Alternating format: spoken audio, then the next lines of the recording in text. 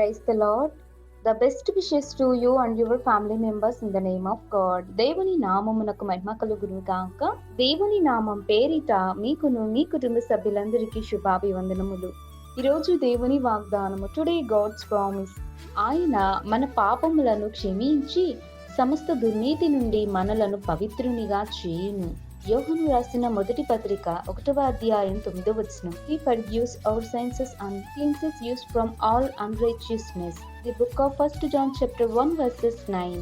క్రీస్తునందు ప్రియమైన సహోదరి సహోదరులారా, ఈ శ్రేష్టమైన ఉదయకాల సమయంలోనూ దేవుడైన యెహోవా మనందరితో సెలవిస్తున్న మాట ఏమిటి అంటే, ఈ లోకములో దేవుని యొక్క జీవ వాక్యమును గురించి దేవుడు తెలియజేస్తున్నాడండి. చూడండి, ఆయన మన పాపములను క్షమించి సమస్త దుర్నీతిలో నుండి మనలను పవిత్రునిగా చేస్తాడండి.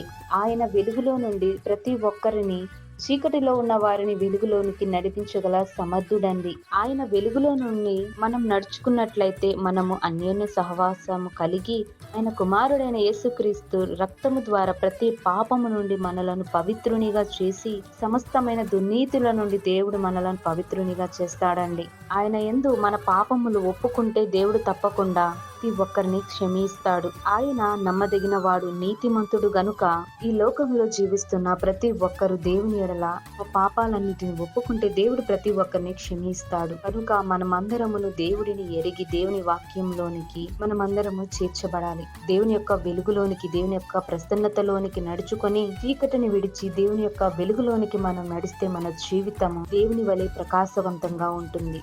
ఆయన లోకమునకు వెలుగై ఉన్నాడు. ఆయన యందు నిత్య జీవము కలదండి. కనుక నీవు నేను మనమందరమును మా పాపములన్నీ ఒప్పుకొని దేవుని ఎడల పశ్చాత్తాప్తులై సమస్త దుర్నీతుల నుండి మనలను ఆయనే పవిత్రులుగా చేయునుగాక. ప్రార్థన. మహాపరిశుద్ధుడా, జీవముగల తండ్రి, నీకు వందనములు, స్తోత్రములు దేవా. ఉదయకాల సమయంలో ప్రభువా, ఎవరైతే పాపంలో పడిపోయి జీవిస్తున్నారో దయచేసి వారిని క్షమించండి. వారికి యథార్థ హృదయమును, నీతి వస్త్రమును దయచేయము దేవా.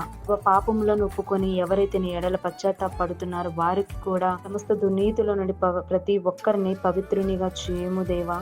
వెలుగును ప్రతి ఒక్కరికి నీ దయచేయండి. చీకటిలో ఉన్న ప్రతి ఒక్క బిడ్డను నీ వెలుగుతోనూ ప్రసన్నతోనూ నడిపించండి. వారి జీవితాలలో నూతనమైన వెలుగుతో నింపమని, జీవితాలను పవిత్రులుగా చేయమని ఈ వాక్యం వింటున్న ప్రతి ఒక్కరి జీవితాలలోనూ వాక్యం ధ్యానించుకునే కృప మాకు ఈ వాక్యం వింటున్న అందరికీ దయచేయమని యేసయ్య పరిశుద్ధ నామమున ప్రార్థిస్తున్నాను తండ్రి. ఆమేన్.